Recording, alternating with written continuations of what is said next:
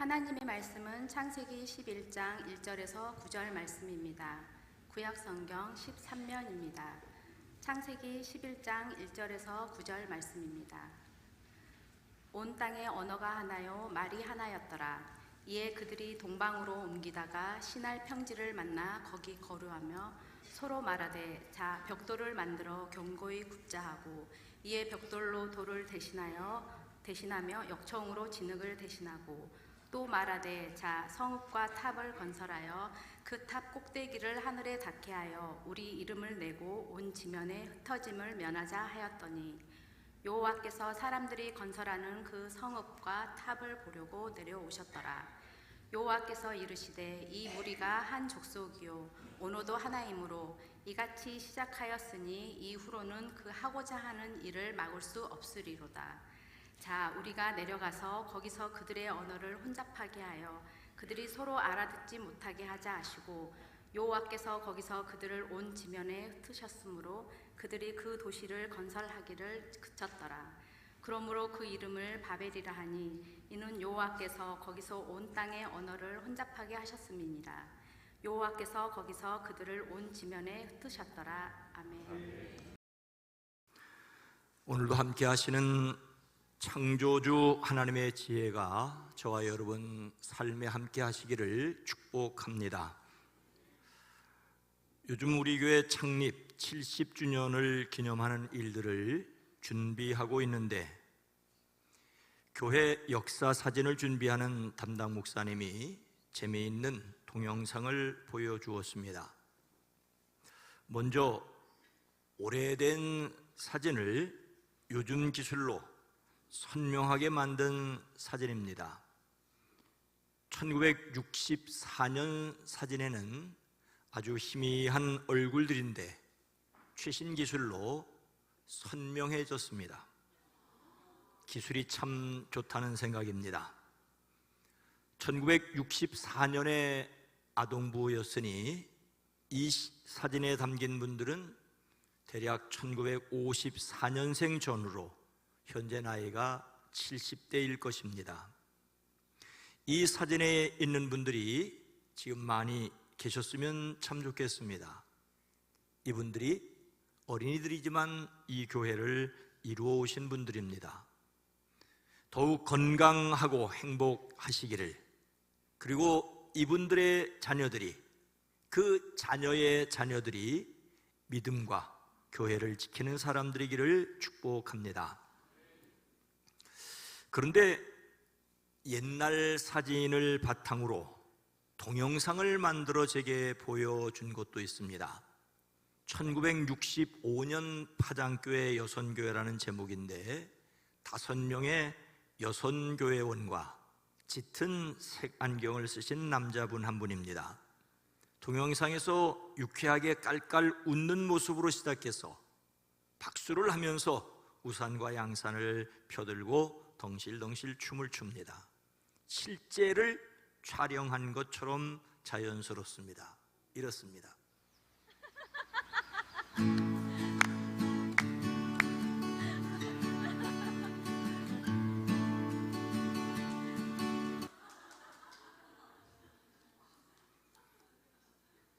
그분들이 실제로 이렇게 하셨던 것처럼 보입니다. 근데 사실이 아니죠. 실제 사진을 권영애 권사님께 보여드렸더니 사진 인물의 실제 이름을 말하면서 동영상의 얼굴은 전혀 아니라고 하십니다. 참고로 뒤에 안경 낀 남자분은 목사님이 아니십니다. 이분들의 얼굴을 모르시는 분들은 동영상만 보고 그렇겠구나라고 하지만 아는 분에게는 절대로 아니죠. 교회 역사 사진 전시는 잘 준비해서 7월 중에 진행을 할 예정입니다. 그런데 제가 이 시간에 이런 말씀을 드리는 것으로 오늘 말씀을 시작하는 것은 기술 발달된 것은 좋은 일이지만 사실이 아닌 것을 사실처럼 받아들일 수 있는 위험성을 지적하기 위해서입니다.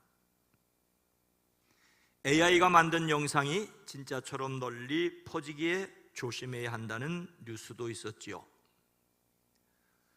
얼마 전 신문에서 AI 스스로 진화 단계 임박, 전 세계 차원에서 개발 속도 조절해야, 이런 내용이 있었습니다. 인공지능이 스스로 성능을 개발해서 스스로 개선을 하는 단계에 이르렀다는 경고지요. AI가 더 나은 AI를 만들고 그 더 나은 AI가 더 나은 AI를 다시 만든다는 것입니다. 스스로 자기를 개선하는 기술이란 사람의 직접적인 개입 없이 컴퓨터가 스스로 연구하고 실험을 반복해서 차세대 모델을 개량한다는 단계를 말합니다. 기존에 최소 몇 개월 걸리던 개발 주기가 이 단계에 진입을 하면 단 며칠로 단축되는 지능 폭발이 일어날 것이라고 업계에서는 보고 있습니다. 우리는 늘 인간의 지혜의 양면을 보아야 합니다. 사람의 지혜가 하나님께서 주신 귀한 선물임에 틀림이 없습니다. 하나님께 받은 이성과 창의력을 통해 놀라운 문명을 이루어왔지요. 의학 발전은 수많은 생명을 살릴 수 있게 되었고 교통수단의 발달로 세계가 연결되었습니다. 사람의 지혜는 문제를 해결하고 삶을 편리하게 합니다. 쉽게 건널 수 없는 강에 다리를 건설해서 편리하게 건너게 되었고, 댐을 만들어 홍수를 막고, 통신기술을 통해 아주 멀리 떨어져 있는 사람들과 연결을 합니다. 이런 지혜, 기술이 없다면 현대사회는 존재할 수 없습니다. 무엇보다도 사람의 지혜는 하나님의 창조 세계를 탐구하게 합니다. 과학은 하나님께서 만드신 세계 질서를 발견해 나가는 과정입니다. 위대한 과학자였던 아이작 뉴턴은 만유 인력 법칙을 발견한 후에 나는 하나님의 생각을 조금 따라가 보았을 뿐이라고 말한 것으로 전해집니다. 참된 지혜는 창조주를 더 깊이 경외하게 만듭니다. 그러나 성경은 사람의 지혜가 유익하지만 하나님을 떠난 지혜가 매우 위험하다고 가르칩니다. 하나님께서 기뻐하시는 지혜가 아니라 인간 중심의 지혜는 어떤 걸까요?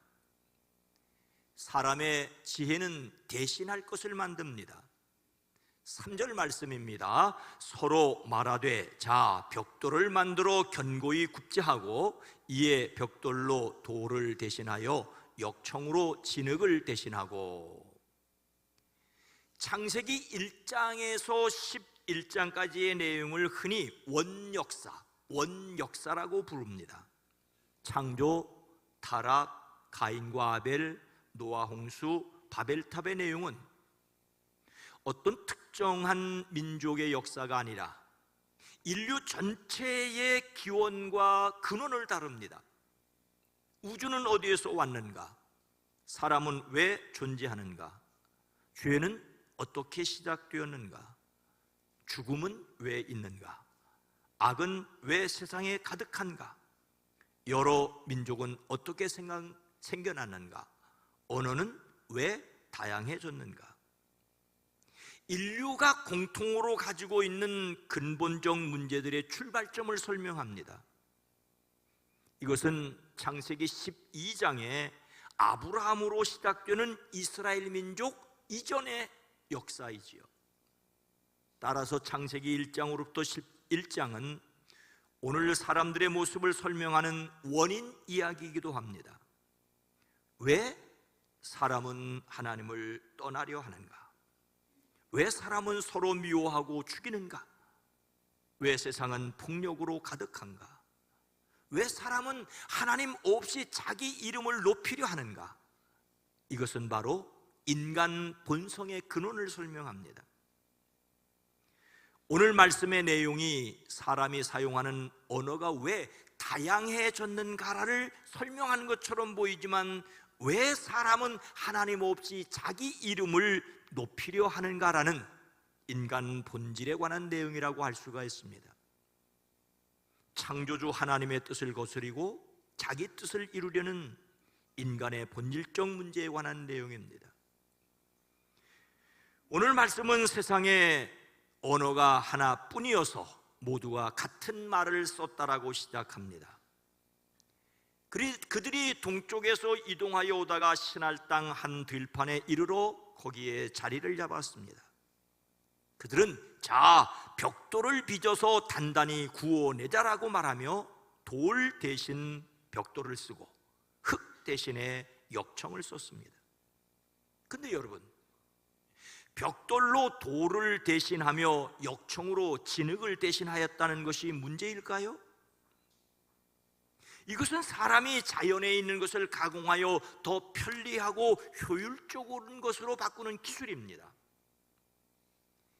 사람이 지혜를 발휘하여 문명을 만들고 문제를 해결하고 삶을 편리하게 하고 하나님의 창조 세계를 더 깊이 알아가는 것 그 자체가 악한 것은 아니지요. 우리에게는 사람들이 만들어낸 긍정적인 대체제들이 많습니다. 사람들은 잘 보이지 않는 눈을 대신하여 안경을 만들었습니다. 안경은 약해진 눈을 대신하는 벽돌이지요. 보청기가 귀를 대신합니다. 보청기는 소리를 듣지 못하는 사람에게 청력을 제공합니다. 보청기는 약해진 귀를 대신하는 벽돌이라고 할 수 있습니다. 사람의 췌장의 기능을 대신하는 인슐린이 있습니다. 인공 인슐린은 당뇨병 환자의 부족한 인슐린을 공급하는 데 절대적입니다. 고장난 췌장을 대신하는 벽돌이라고 할 수 있습니다. 사람들은 거동이 불편한 다리 대신에 휠체어를 사용하여 이동의 자유를 누립니다. 휠체어는 움직이지 못하는 다리를 대신하는 벽돌입니다. 요즘 가정에 없어서는 안 될 냉장고가 겨울을 대신합니다.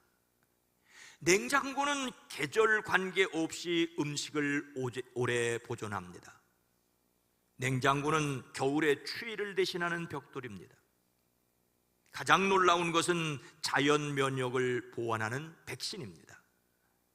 백신은 질병에 대한 방어력을 미리 갖게 하여 수많은 생명을 보호합니다. 백신은 연약한 면역을 대신하는 벽돌입니다.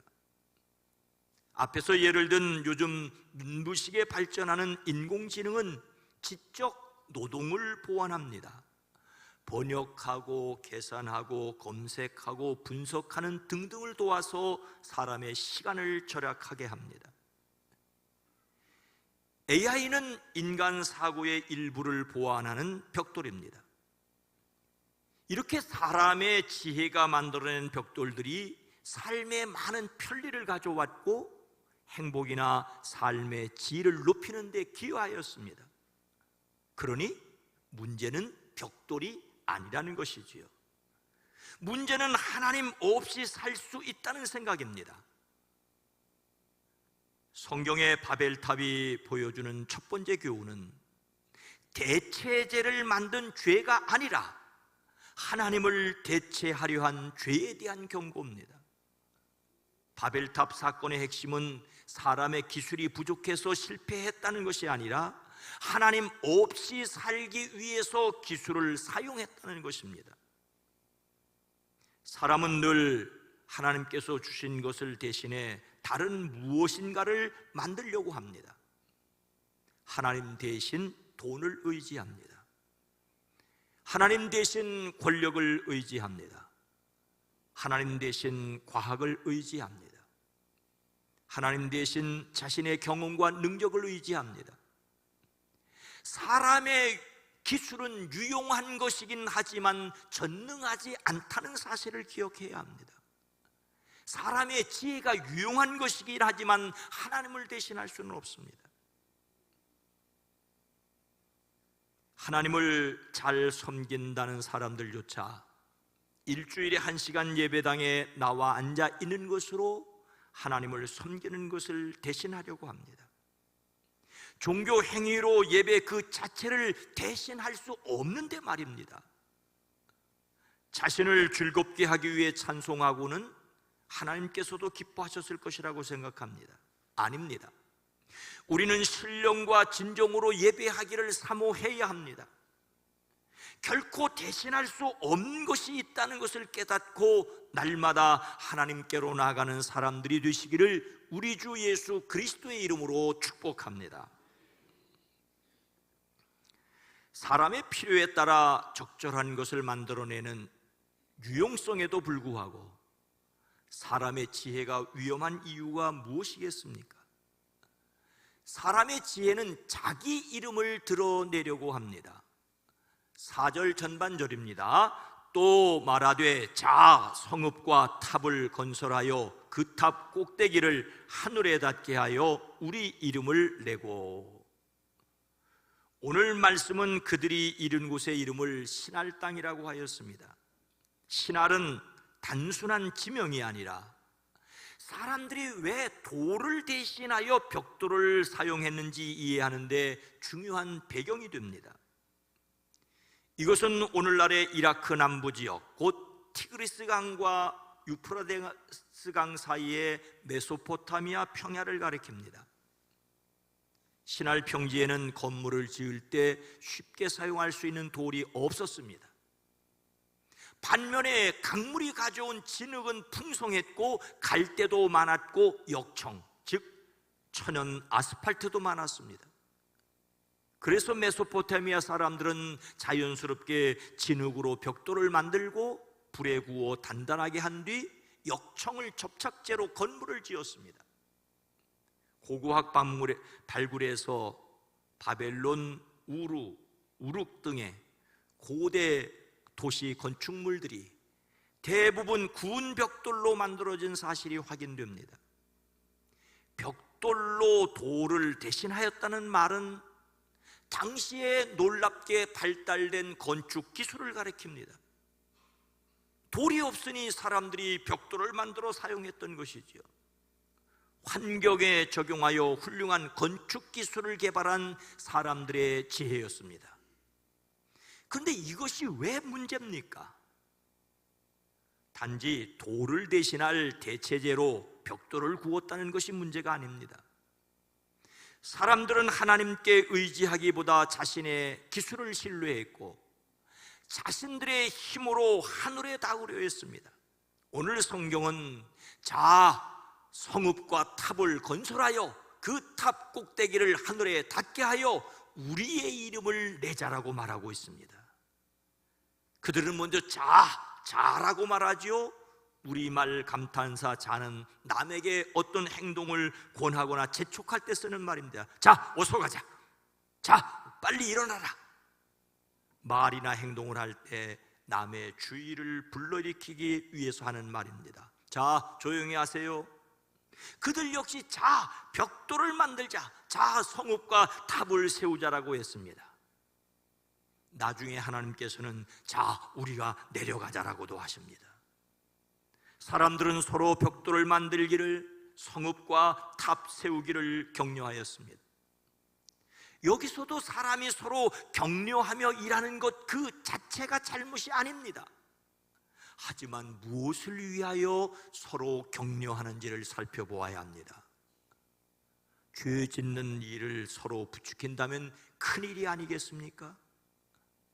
그들이 격려하여 하려 했던 일은 탑 꼭대기를 하늘에 닿게 하는 일이었습니다. 이 말은 그 머리가 하늘에 있게 하자라는 것으로 탑 꼭대기가 하늘에 이르도록 하자는 것입니다. 물론 이것이 하늘에 닿는 탑이 우주 공간까지 올라가겠다는 뜻은 아닙니다. 인간의 위대함을 과시하는 거대한 신전을 가리키는 말입니다. 당시 바벨론에는 지구라트라고 불리우는 계단식 신전이 여러 곳에 있었습니다. 학자들은 바벨탑이 이런 형태였을 것이라고 추측을 합니다. 당시 도시마다 중앙에 거대한 탑을 건설했는데 현재 그 흔적이 30여 곳이나 남아 있습니다. 당시 사람들은 탑 꼭대기에 신전을 만들고 그곳에서 그들이 섬기던 신에게 제사하였습니다. 오늘 말씀에서 문제가 되는 것은 우리 이름을 내자라고 말하고 있다는 것입니다. 히브리어에서 이름은 단순한 호칭이 아닙니다. 그 사람의 존재와 명예와 권위와 생명력을 의미합니다. 우리 이름을 내자라는 말은 우리의 위대함을 세상에 알리자, 우리의 명성을 영원히 남기자라는 뜻입니다. 물론 또 이것도 사람이 자기 이름을 내려는 것은 자연스러운 현상입니다. 우리나라 속담에 호랑이는 죽어서 가죽을 남기고 사람은 죽어서 이름을 남긴다는 말이 있지 않습니까? 호랑이에게 가장 가치 있는 것이 가죽이라면 사람에게 가장 가치 있는 것은 이름, 즉 명성이나 평판, 그리고 업적이라는 의미입니다. 그러니 바르게 살자는 뜻이기도 하지요. 사실 하나님께서 오늘 말씀 바로 다음 창세기 12장에서 아브라함을 부르시고 그에게 이렇게 말씀하십니다. 내가 너로 큰 민족을 이루고 내게 복을 주어 내 이름을 창대하게 하리니, 아브라함의 이름을 창대하게 하겠다고 약속하셨습니다. 하나님께서 사람의 이름을 드러나게도 하십니다. 그렇다면 문제가 무엇입니까? 사람이 자기 이름을 드러내려고 하는 데 있다는 것입니다. 돌을 대신하여 벽돌을 만들고 그것으로 탑을 쌓은 그들이 우리의 이름을 우리가 내자라고 스스로 자신을 영광스럽게 하려고 했습니다. 오늘 말씀에서 벽돌을 만들어 탑을 쌓은 것은 하나님 없이 문명을 건설하자는 것이고 하나님 대신 자기 이름을 높이려는 것이었습니다. 그래서 바벨탑의 핵심은 사람의 기술이 아니라 사람의 교만입니다. 벽돌을 만들고 그것으로 탑을 쌓는 그 자체는 죄가 아니라 대단한 기술이었지만 하나님 빠진 기술은 자기 교만에 빠지게 되었습니다. 기술 반드시 필요합니다. 노아가 방주를 만드는데도 기술이 필요했을 것이고 성막을 짓는 데는 정교한 기술이 필요했습니다. 오늘날의 의학, 인터넷, 인공지능도 지혜의 산물입니다. 기술이 죄가 아니라 하나님이 아니라 자기 이름을 높이려 했던 그들의 교만이 죄였습니다. 하나님께서 높여주시는 우리의 이름이 되기를 원합니다. 그래서 최선을 다하여 지혜롭고 탁월하되 또한 겸손한 사람들이기를 주의 이름으로 축복합니다. 벽돌로 탑을 쌓아 자기 이름을 내자는 사람들의 속내는 무엇이었을까요? 사람의 지혜는 사명을 포기하려는 것입니다. 4절 후반절입니다. 온 지면에 흩어짐을 면하자 하였더니, 돌을 대신하여 벽돌을 만들고 그것으로 탑을 쌓아 자기 이름을 내자는 사람들의 속셈은 온 땅에 흩어짐을 면하자는 것입니다. 물론 또 우리는 여기서도 물을 수 있습니다. 흩어지지 말자는 것이 문제일까요? 이승만 대통령의 유명한 구호로 알려진 내용은 뭉치면 살고 흩어지면 죽는다는 말이지 않습니까? 뭉치면 살고 흩어지면 죽는다는 말의 뜻은 매우 단순합니다. 국민이 분열하면 나라가 망하고 단결하면 나라가 산다는 것입니다. 특히 해방 직후와 한국 전쟁 시기에 좌우 이념 대립과 남북 분단, 정치적 분열이 심했던 상황에서 국민 통합을 호소하는 말입니다. 이 말을 이승만 대통령이 처음 했겠습니까? 아닙니다. 도산 안창호 선생은 1919년 임시정부 시절 합하면 살고 나누면 죽습니다라고 민족의 단결을 강조했습니다. 그보다 더 훨씬 오래전에 이순신 장군은 단생산사, 단생, 뭉치면 살고 산사, 흩어지면 죽는다라고 했습니다. 명량해전을 앞두고 군사들의 단결을 강조하는 맥락에서 장군이 한 말로 전해집니다. 심지어 성경에서 처음 교회 성도들은 날마다 마음을 같이하여 성전에 모이기를 힘썼습니다. 더욱이 모이기를 패하는 어떤 사람들의 습관과 같이 하지 말고 오직 권하여 그날이 가까움을 볼수록 더욱 그리하자라고 권면하고 있습니다. 뭉치면 살고 흩어지면 죽는다는 것이 보편적인 상식인데 신할 평지에 그들이 흩어지지 말자는데 무슨 문제가 있겠습니까? 오늘 말씀은 온 지면의 흩어짐을 면하자라고 하였습니다. 이것은 바로 하나님 없이 살자는, 하나님을 거부하고 우리끼리 잘 살자는 것입니다.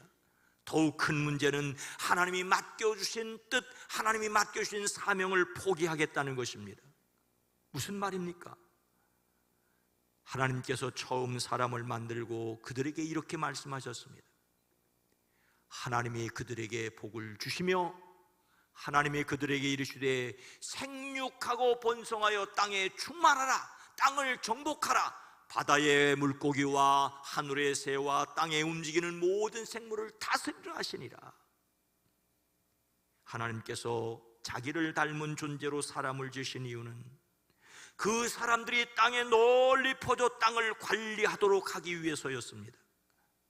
그런데 그 사람들이 하나님께서 맡기신 사명을 잊고 자기 이름을 내며 흩어지지 않겠다는 것은 창조 질서에 어긋난 것이었고 그들에게 맡겨진 사명을 포기하려는 것이었습니다. 놀랍게도 부활하신 예수님께서 승천하시기에 앞서 세상에 남아있는 제자들에게 사명으로 주신 말씀도 같은 뜻입니다. 그러므로 너희는 가서 모든 민족을 제자로 삼아, 가서 모든 민족을 제자로 삼으라고 말씀하십니다. 예수님께서 승천하시기에 앞서 제자들에게 주신 말씀은 오직 성령이 너희에게 임하시면 너희가 권능을 받고 예루살렘과 온 유다와 사마리아와 땅끝까지 이르러 내 증인이 되리라고 하십니다. 그들은 약속의 말씀대로 오순절에 성령으로 충만해졌습니다. 하지만 그들은 예루살렘에 머물러 있으려고 하였습니다. 그러자 어떤 일이 있었습니까? 그날에 예루살렘에 있는 교회에 큰 박해가 있어 사도 외에는 다 유대와 사마리아 모든 땅으로 흩어지니라. 그래서 흩어진 사람들이 비로소 두루 다니며 복음의 말씀을 전하였습니다. 환난으로 말미암아 흩어진 사람들이 멀리 안디옥까지 이르러 말씀을 전했고 그 안디옥에서 바울과 바나바를 전도 여행으로 보내서 복음이 땅끝을 향하여 가도록 했습니다. 오늘 말씀에서 신할 평지에 벽돌을 구워 탑을 쌓아 이름을 내 온 지면에 흩어짐을 면하자는 그들을 하나님께서 거기에서 흩으셨던 것처럼 예루살렘에 머물러 있으려고 하는 그들을 흩어 그들로 하여금 세상에 복음을 전하게 했습니다. 예루살렘 교회는 스데반의 순교와 엄청난 핍박을 통하여 흩어졌습니다. 재미있는 사실은 사도행전 1장 8절 말씀에서 땅끝까지 이르라고 하신 명령이 사도행전 8장 1절에서 비로소 이루어져 가는 것을 볼 수 있습니다. 하나님께서 맡기신 사명을 포기하고 흩어지지 말자는 사람들을 흩으셨던 것처럼 사명을 포기한 예루살렘 교회를 강제로 흩으셨습니다. 그래서 우리는 열심히 모여 예배하고는 흩어져서 사명을 다해야 합니다. 우리가 교회 창립을 기념하는 이유는 단지 모이기만을 위해서가 아니라 사명을 위해서 흩어지기 위해서이기도 합니다. 우리는 엄중한 사실을 기억해야 합니다. 사명을 감당하지 않으려는 교회를 하나님께서 흩어 사명을 감당하게 하십니다. 우리의 이름을 위해서가 아니라 하나님께서 주신 사명을 위해서 섬겨가는 우리 교회 저와 여러분이 되기를 주의 이름으로 축복합니다. 사랑하는 성도 여러분, 잔 웨슬레는 자기 생각과 가르침을 정리해서 1777년에 출간한 그리스도인의 완전론에서 완전한 그리스도인은 누군가에 대하여 그가 하는 모든 것은 하나님의 영광을 위한 것이다라고 했습니다. 완전한 그리스도인은 하나님을 온 마음으로 사랑하고 이웃을 사랑하며 자기 뜻보다 하나님의 뜻을 추구하고 삶의 목적을 하나님의 영광에 두는 사람이라고 했던 것이지요. 편리하기 위해 문명의 이기를 이용하는 것은 죄가 아닙니다. 그런데 자기 이름을 내기 위하여 문명의 이기를 사용하며 사명을, 하나님께서 맡기신 사명을 잊게 될 때 죄악이 됩니다. 우리가 이 교회의 역사를 기억해야 하는 이유는 여기에 교회를 세우신 하나님의 뜻을 기억하고 결단하고 섬기기 위해서입니다. 하나님의 은혜를 기억하고 결단하고 하나님의 영광을 위하여 섬겨가는 저와 여러분, 우리 교회와 한국교회가 되어지기를 주의 이름으로 축원합니다. 거룩하신 하나님, 자비로우신 주님, 함께 모이는 것이 재미있고 유쾌했고 행복했지만, 그러나 예루살렘 교회는 사명을 위해 흩어져야 했던 것을 잊었기에 스데반의 환난과 핍박을 통하여 오히려 흩어졌고, 그래서 교회다운 교회가 되었습니다. 주여, 우리가 함께 성도의 교제를 나누고 예배를 드리기 위해 모일 뿐만 아니라 흩어져 섬기고 봉사하고 전도하는 교회가 되어지게 하옵소서. 그리스도이신 예수님의 이름으로 간절히 기도드리옵나이다. 아멘.